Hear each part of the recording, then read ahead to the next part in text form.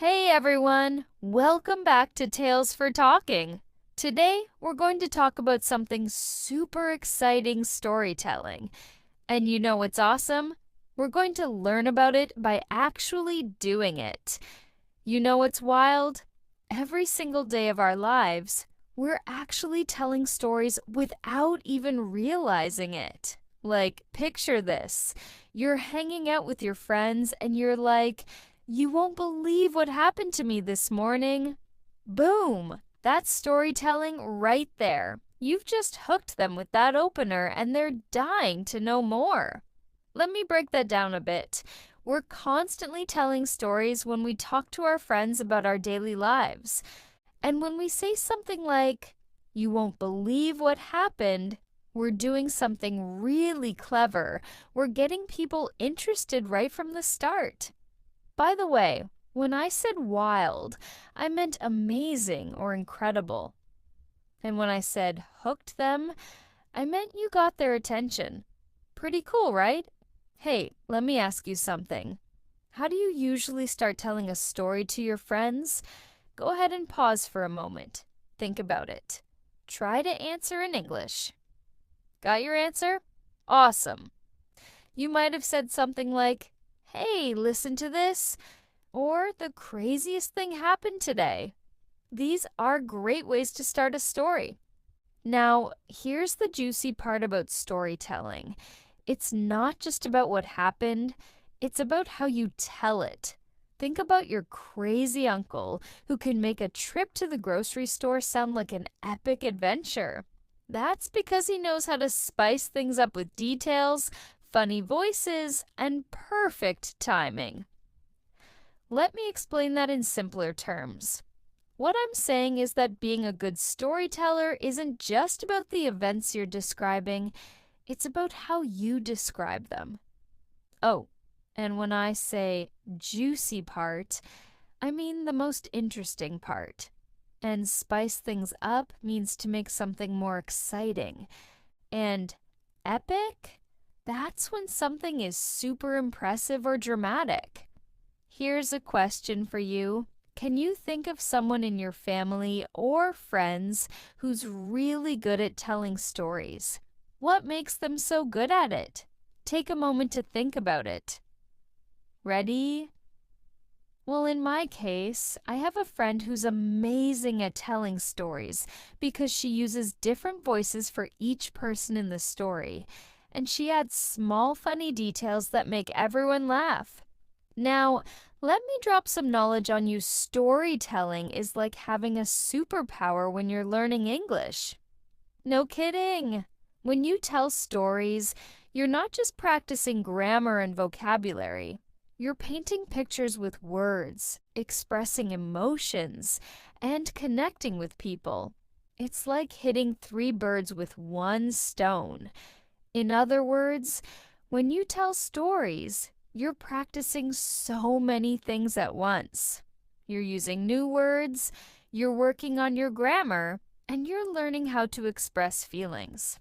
And hey, when I say drop some knowledge, I'm just saying I'm sharing some important info with you. And no kidding means I'm totally serious. So here's my last question for you. How do you think storytelling can help you improve your English? Take a moment to think about it. Got something?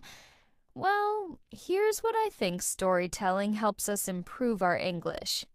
Because we need to use different tenses, learn new vocabulary, and practice speaking naturally. Plus, it's fun, so it doesn't even feel like studying. You know what's amazing? Every time you share something that happened to you in English, you're not just practicing the language, you're becoming a storyteller. And that's pretty awesome if you ask me. So, we've talked about what storytelling is. And now let's get into the fun part, how to actually use it to rock your English. You know what I love about learning through stories? It's like eating a delicious cake instead of taking vitamins.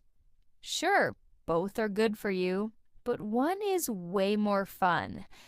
And today I'm going to share some killer strategies that'll make your English flow like a river while you're having a blast telling stories. Let me explain what I mean by that. Learning through stories is more enjoyable than traditional studying.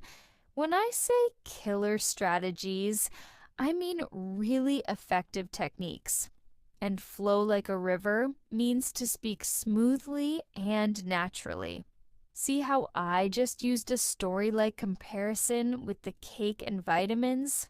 That's one strategy right there. Here's a question for you.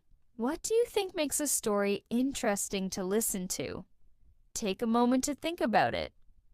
Got your thoughts ready?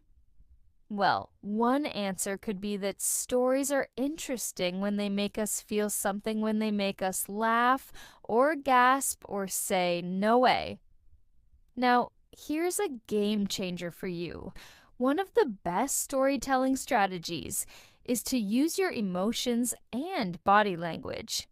Think about it when you're telling a friend about that time you almost missed your flight. You don't just say, "I ran to the gate." No way. You get all animated and say, "I was running like crazy. My heart was pounding and I was thinking, oh my gosh, oh my gosh." See the difference? Let me break that down a bit. When I say game changer, I mean something that makes a big difference. And being animated means using expressions and movements while you talk. This strategy helps you practice emotional vocabulary and makes your English more natural. Here's another cool trick. Start collecting what I call story starters. These are phrases that native English speakers use all the time.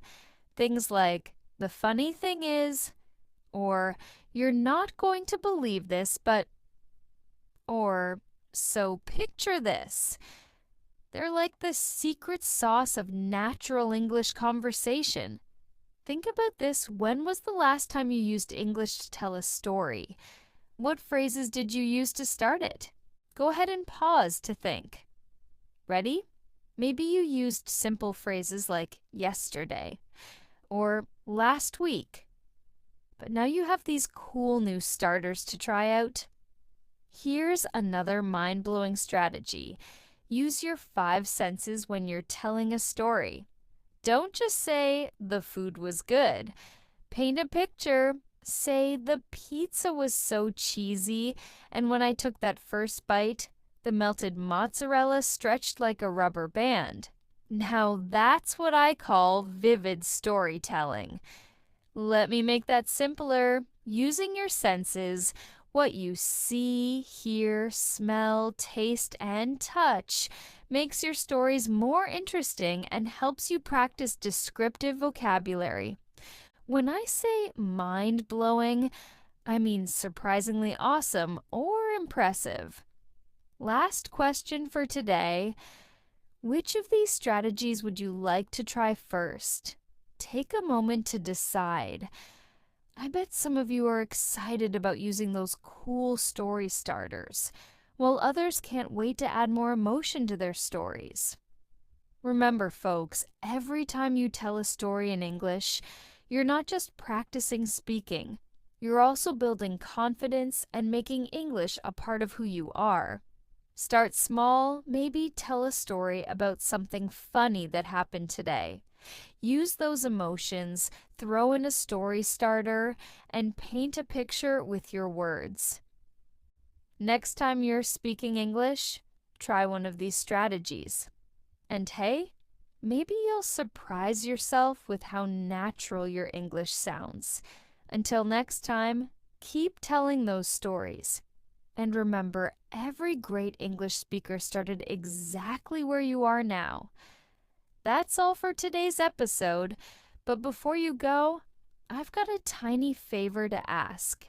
If you enjoyed hanging out with us today and learned something new about storytelling, why not hit that like button? It's like giving us a virtual high five, and trust me, it makes my day.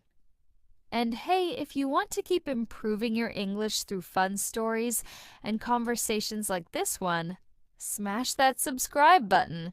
You'll never miss an episode, and we can keep learning together.